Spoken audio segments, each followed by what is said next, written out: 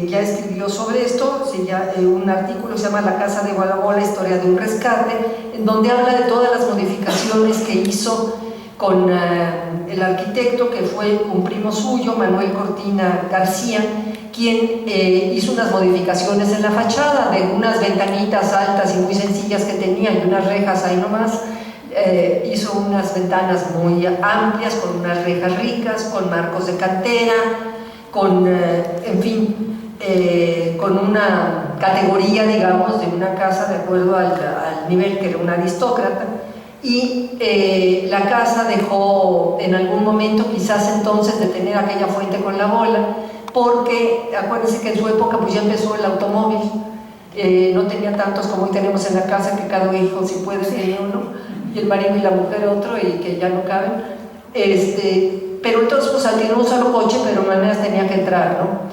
Y entonces pues ya no tenía la utilidad que había tenido antes, y se volvió una casa realmente para vivir. Bueno, anterior a él habíamos hablado de los marqueses de Guadalupe. El marqués era don Rodrigo Rincón Gallardo y Rosso, que era tío de don Genaro, o sea que todo iba quedando más o menos en familia. Él se casó con unas señoras que fue su segunda esposa, doña María Rosso de Rincón Gallardo.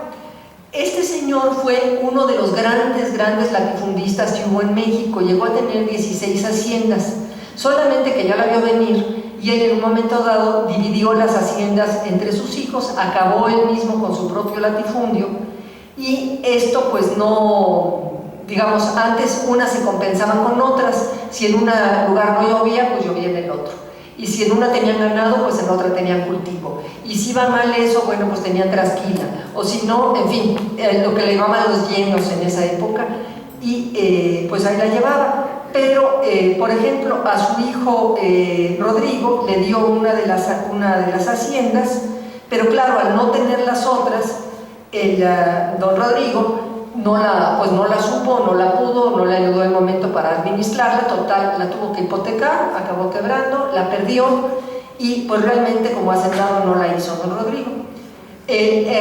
Hablo de él porque él heredó la casa de su madre y la casa de la bola. Él había sido gobernador primero interino y luego gobernador ya constitucional de Aguascalientes. No era un hombre de campo, a pesar de que había nacido en una familia de estas, y sobre todo ya había perdido la hacienda esta de Jaltomate, y pues cuando recibió la casa de la bola ya pues tampoco ya supo mucho qué hacer con ella.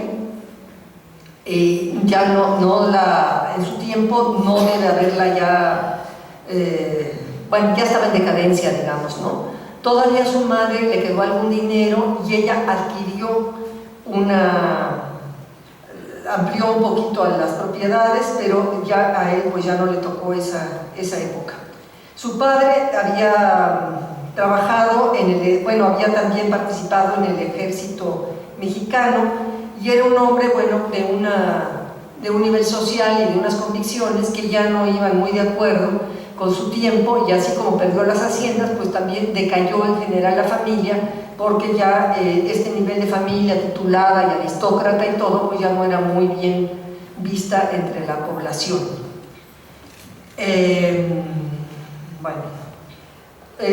Ellos no vivieron permanentemente en Tacubaya, tuvieron su casa en un momento dado en la calle de la Cadena, luego cuando él murió, su viuda vivió en la calle de Zuleta, en el centro. Sin embargo, doña María Rosso murió en Tacubaya, no sabemos si ella estaba allí de temporada o qué habría pasado con su otra casa, habría que profundizar, pero el caso es que ya vivió allí.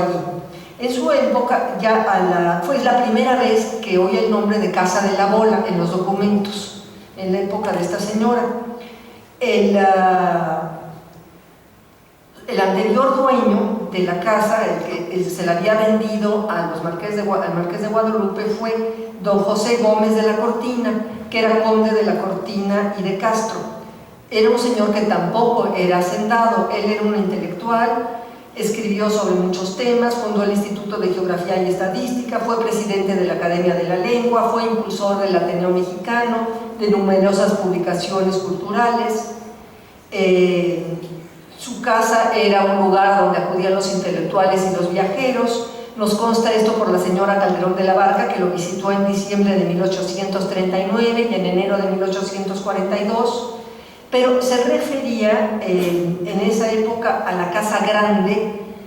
Bueno, él visitaba la Casa de la Cortina, pero en ese momento todavía no era dueño el conde de la Cortina de la casa. En ese momento el dueño era el señor Torres Torija.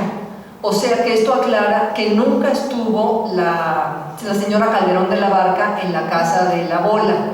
Sí en la Casa de la Cortina, que estaba vecina, pero no en la Casa de la Bola. La casa grande, que se llamaba entonces, era de la familia Gómez, Torres Torija y Torres Torija, ¿no? La señora Guadalupe Torres Torija y Guzmán fue hija del dueño original de la casa, que fue don Antonio Torres Torija, y su hija Guadalupe la heredó de su madre, ya viuda, y ella la vendió. Pero para entonces el señor Torres Torija, su padre, que había tenido mucho dinero, ya había venido a menos, se había ganado la casa en la Real Lotería, pero fue un premio pues que no le vino muy bien, porque como no tenía él experiencia de campo y como pues quizás en la época no estaba muy buena, más bien perdió dinero con la casa que la ganó. Por eso digo que por ahí se le endosó el diablo, porque no tuvo un gran éxito con ese premio que recibió. Su inclinación era más bien intelectual, política. Él en 1807 y 11 fue rector del Colegio de Abogados, y luego estaba equivocado políticamente, porque en 1810 dio 1,000 pesos, por ejemplo, de ayuda real. Entonces, bueno, pues vino la independencia y la había ayudado el rey, pues no creo que haya quedado muy bien parado. Entonces, todos estos detalles pues se juntaron para que le hubiera ido mal en sus últimos tiempos, hubiera dejado a su viuda endeudada, con la casa hipotecada, todavía con una deuda de 3,000 pesos, y bueno, pues muy mal. Entonces, al morir la madre, la hija pues tuvo que vender la casa. Se quedó viviendo en una parte de ella, pero con la que le permitió el conde de la Cortina, quien se la vendió, pero con el compromiso de no venderla, sino que quedaba como inquilina del conde. Bueno, antes de ella, la casa había sido del señor Gómez Campos. Este señor Gómez Campos la había adquirido en 1786 a don Cristóbal Agustín Lelo de la Rea, que la había heredado a su vez, ya estamos en los dueños más antiguos, de don Miguel Francisco Gambarte, que que tenía otra casa en Tacubaya, y de lo que he podido averiguar de su vida es que esa otra casa había sido de una señora Francisca María Tagle Villegas, que estaba casada con un rico comerciante que se llamaba don Joaquín Dongo, que fue asesinado en su casa de México junto con otras 10 personas de su servicio. Fue uno de estos asesinatos que en esa época no se usaban, y que fue esto en 1789, y fue pues el gran escándalo. Pero este señor Gambarte tuvo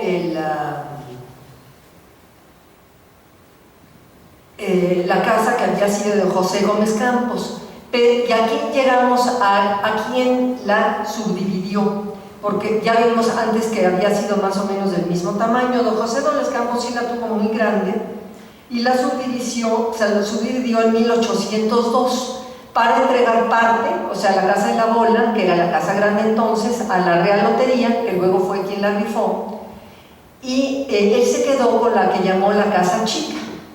Y aquí viene una aclaración que es el tema casi central de esta plática, porque había una confusión. La Casa Chica, cuando fue visitada por unos arquitectos para hacer un levantamiento de ella y de las casas vecinas de la viuda del señor Gómez Campos, ya era grande, o sea, Antes la casa grande, digamos, era la de la bola, ¿no? En tiempos del señor Gómez Campos. La subdividen, él se queda a vivir con la chica, en la casa chica, pero la casa chica tenía unas casas más chicas junto, y entonces en los papeles ella llama la casa grande. Era grande respecto a otras, sí quedó claro, ¿no? Bueno, y entonces en los planos se habla de la casa grande, y de ahí había venido una confusión de que fuera la casa grande, o sea, la de la bola, pero ya no era grande, estaba ya separado.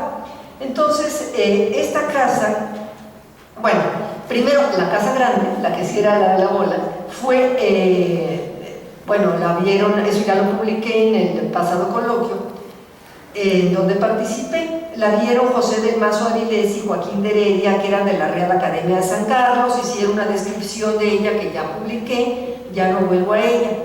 Pero en tiempo de esta señora, ya viuda del señor Gómez Campos, fueron otros arquitectos a ver la casa, esa casa que algún día fue chica y que se había convertido en grande.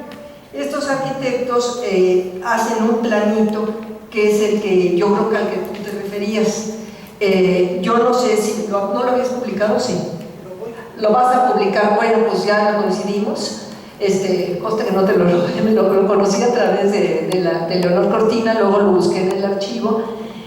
No sé si quieren pasar la siguiente foto, por favor. La viuda del señor Gómez Campos fue María Josefa Cler y Van Susteren. Este es el planito de la casa. Ustedes ven aquí, dice abajo, calle Real, que da hacia el Palacio Arzobispal, o sea, observatorio, ¿sí? Y pone casa 1, que es la de la esquina, casa 2, no sé qué, y describe la casa, este documento que es muy interesante.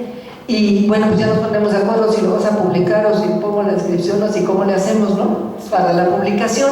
Es muy interesante porque describe las habitaciones que tenía. Era una casa entonces grande, que tenía 5 habitaciones en la planta alta, tenía oratorio, tenía pues una sala para recibir a las visitas. En esa época había como la sala de confianza, que digamos el cuarto de estar, que se llamaba la asistencia. En fin, describe toda la casa, describe la cocina, que había también, en fin, pues habitaciones importantes, y por la calidad de los materiales que describe y todo, es una casa rica, una casa de una persona de la aristocracia de su tiempo. Ahora, esta señora, pues no solo estuvo casada con el señor Gómez Campos, que fue un señor rico, que trabajó en minas y que todo eso, sino que ella fue hija de un arquitecto que está estudiando, también una gran amiga mía, que es la Alicia Cordero Herrera de Enciso, que está haciendo su doctorado sobre este arquitecto que se llama Felipe Clere, se escribe con 2 E's y acaba con E, quién sabe cómo se pronuncia, parece que era irlandés de origen. Y fue intendente en Zacatecas, trabajó aquí en la Casa de Moneda de México, construyó el Santuario Guadalupe de San Luis Potosí, la Casa de Moneda de San Luis Potosí, en fin, fue una obra muy interesante. Y era doña María Josefa Clere, era su única hija.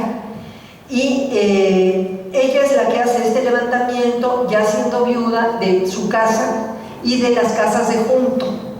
Y pues el documento es sumamente interesante, y pues la idea mía fue esta de explicar que era diferente a la Casa de la Bola, y que está aquí la otra calle que dice que limita con los olivares del señor Conde del Santiago hacia el lado oriente. Y esto también nos marca cómo no existía realmente la calle del Parque Lira, que es tan amplia.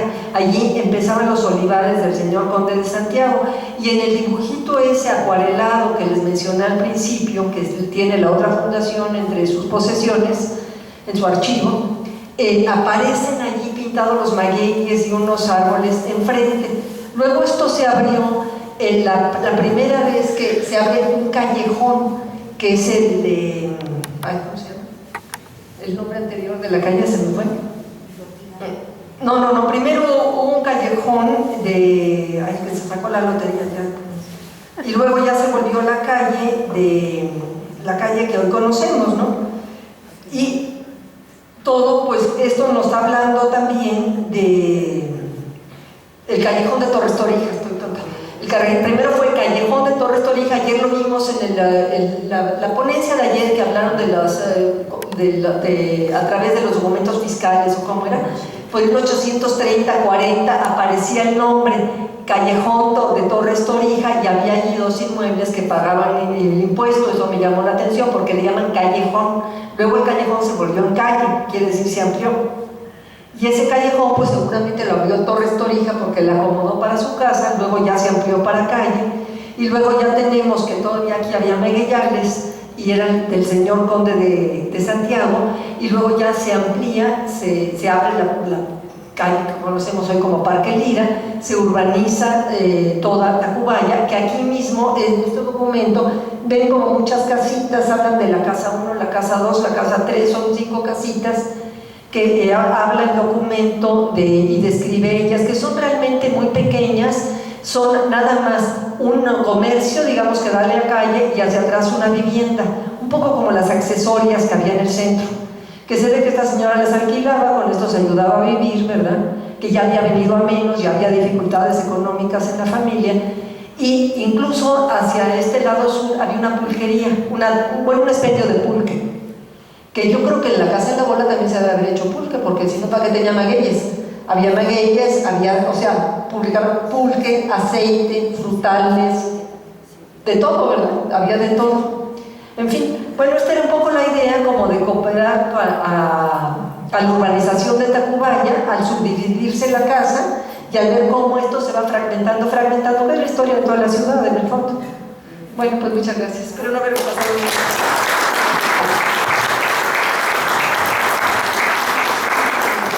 Pues gracias a la maestra Conchita Amerlin por su plática, que complementa otras narraciones que ya se han planteado aquí. Ahora la maestra Leonor Cortina le toca. Ella es historiadora, especialista en arte.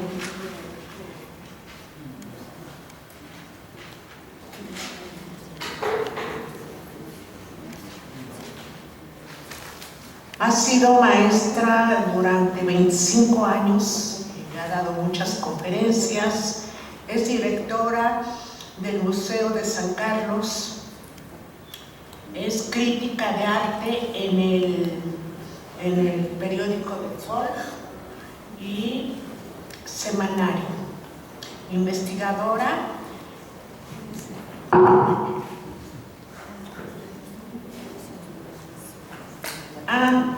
Sí. Ha participado en los seminarios de cultura, ¿verdad? Y de arte, en el programa del radio IMER. Presidenta del patronato de la Fundación Cultural Antonio Ángel Beck y de la Lama, y varias publicaciones también de arte. Le damos la palabra a la maestra Conchita. Tiene un título, va a hablar de un personaje muy interesante, muy romántico, ya nos hacía falta algo así, ¿verdad? Se llama, imagínense, un amor que nació en Tacubaya. ¿A poco no lo llaman?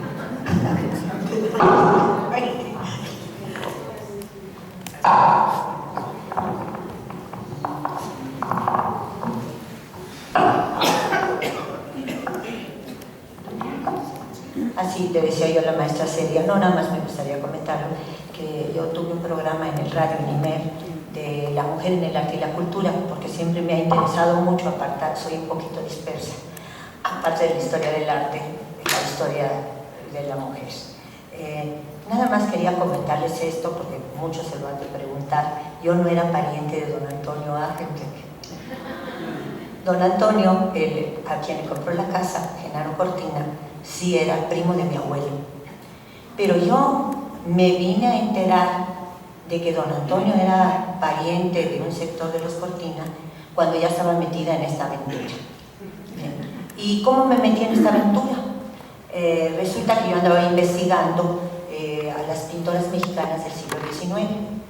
Y voy encontrando dos señoritas mexicanas, Juliana y Josefa San Román. No sé si contarles la anécdota porque no tenemos mucho tiempo, ¿verdad? Sí. Y entonces, pero quiero decir lo de Concha, ¿no? Y fíjense que yo me pongo en el teléfono a buscar quiénes son los San Román, a ver, y me contesta una señora el teléfono muy amable, que por cierto era mi tocaya. Dice, soy Leonor San Román, ¿qué se lo? Y le dije yo quién era, ¿no? Y para qué quería esa investigación, íbamos a hacer una exposición y un catálogo. Y entonces ella me dijo, ay, con mucho gusto, mire, yo tengo un árbol genealógico de mi esposo, llámeme dentro de 15 minutos. Le llamo a los 15 minutos y me dice, fíjese que las dos se casaron con un señor Agenbeck en el siglo XIX. ¿Cómo era eso? Este señor Agenbeck se casó primero con Juliana y como era muy común en el siglo XIX, enviudó y heredó a la hermana y se casó con Josefa, la abuela de don Antonio. Y estas señoritas fueron discípulas de Pellegrín Clavé. Y yo lo fui a ver por ese motivo, no quería prestar sus cuadros, por fin prestó uno, maravilloso, porque allí veía la prueba fehaciente, estaba pintando una de las señoritas San Román, y era la prueba fehaciente de que las mujeres también pintamos, ¿no? Entonces acabó, después de muchos ruegos, acabó prestándomelo. Cuando se lo voy a devolver, me dice, después quiero hablar con usted. Y entonces fue cuando me contó el plan de sus museos. Pero sí me advirtió, y no sabía lo que eso nos advirtió, ¿verdad? Lo que eso iba a significar, que no iba a dejar dinero. Nunca nos imaginamos en qué aventura nos íbamos a meter. Bueno, vamos a empezar entonces con un amor que nació en Tacubaya. Es la historia de Concha Miramón. Concha Lombardo de Miramón. ¿Quién fue Concha Lombardo?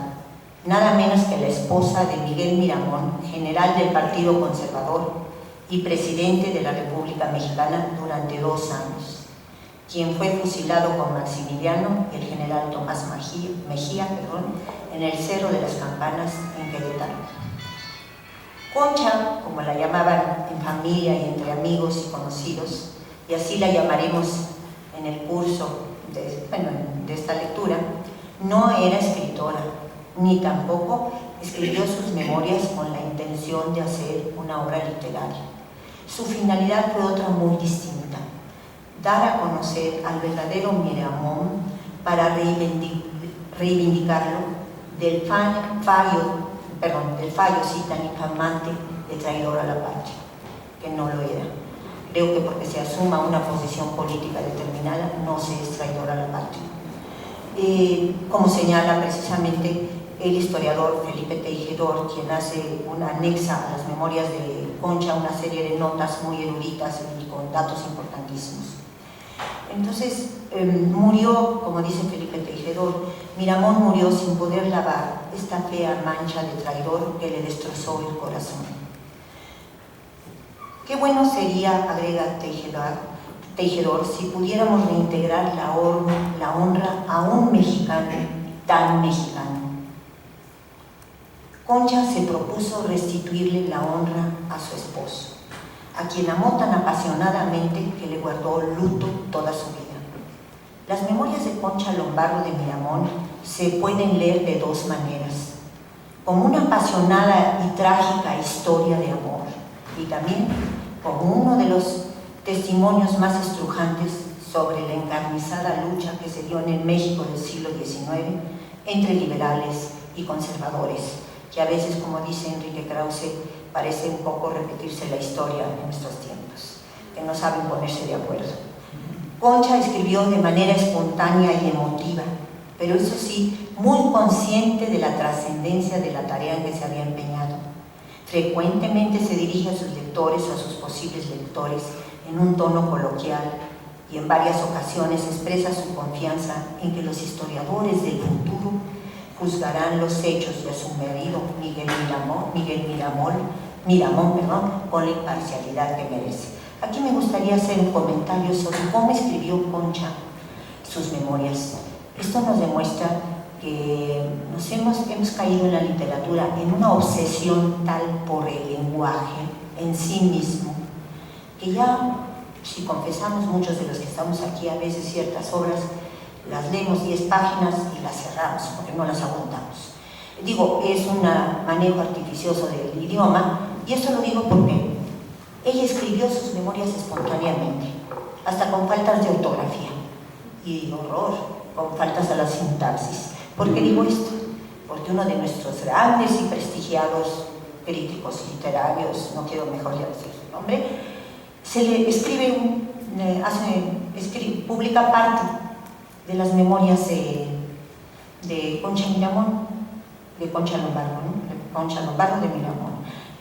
Le pone memorias de una primera dama.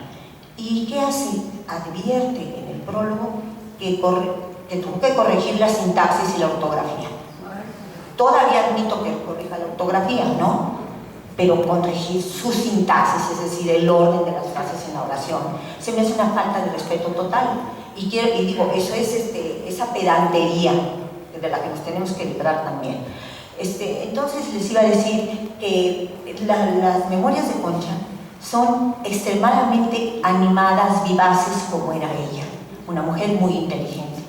Concha terminó sus memorias en Barcelona en 1917, a la edad de 81 años, 4 años antes de su muerte. Seguramente las confió a sus hijos, que las guardaron celosamente. Solo algunos cuantos sabían de la existencia de estas memorias. Estas memorias las tenía en su posesión, quién sabe por qué, una nieta de Concha que vivía en Palermo, Italia, y que era una maestra de español, y pues vivía muy modestamente. Y aquí estas memorias fueron adquiridas por un mexicano, y no me iba a atrever a decirlo porque pero lo voy a decir, Francisco Cortina Portillo, porque ya me estaba aburrido de eso. Yo no sabía que la tenía ese pariente, primo de mi padre, ¿no? Y él se trajo pues realmente ese tesoro a México. Lo tuvo guardado mucho tiempo, y primero lo usó Fuentes Mares, las consultó, y lo usó Fuentes Mares para escribir la biografía de Miguel Miramón el Hombre. Las memorias integran un grueso volumen de más de 1007 páginas, porque Concha les anexó todo, fíjense, hasta conciencia histórica, las numerosas cartas que Miramón le había dirigido a ella y a otras personalidades de la época, los relatos de algunos testigos oculares que presenciaron las batallas y los sucesos de aquella época, y Concha se apoyó en estos testimonios para demostrar a sus lectores y a los historiadores que su relato se apegaba a la verdad, sobre todo cuando se refería a los asuntos de la posición de Miguel Miramón. Concha nació en 1935, en una época de gran inestabilidad política de México, de continuos levantamientos y cambios de presidente. A la llegada de Maximiliano había habido en México cerca de 45 presidentes, algunos duraban unos meses. Y su padre, inclusive, en uno de esos levantamientos, por haber estado trabajando para Santana, fue encarcelado, en fin. Y también le tocó vivir la invasión norteamericana, que si para nosotros sigue siendo un recuerdo difícil de asimilar, pues para Concha lo fue. Imagínense la indignación del momento. Siempre deja ver en sus memorias su franca antipatía hacia los norteamericanos, y los llama con cierto menosprecio los yanquis, como de hecho se les designó mucho todavía en generaciones anteriores. Salvo el relato de estos trágicos acontecimientos en la primera parte de sus memorias, Concha se refiere poco a temas políticos y se ocupa más de contarnos sobre los hechos de su vida, su familia, la educación que recibió, y sobre los alegres y despreocupados años de su juventud, que se vieron ensombrecidos por el inmenso dolor de perder a sus padres. Esta parte de sus memorias, esta primera parte, es interesantísima. Habla cómo le educaron, que a sus hermanas sí las mandaron a una buena escuela, y a ella le mandaron una amiga. ¿Qué eran las amigas? Eran unas escuelas que algunas señoritas solteras o viudas ponían para enseñar. Entonces había una poca calidad en esa enseñanza, se les enseñaba a leer y escribir, el catecismo, el bordado.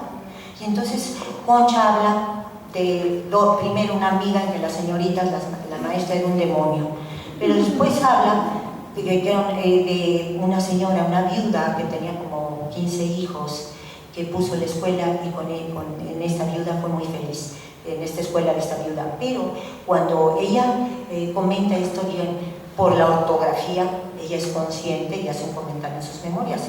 Por la ortografía que verán ustedes en mis memorias, se darán cuenta que me enseñaron muy mal. Por su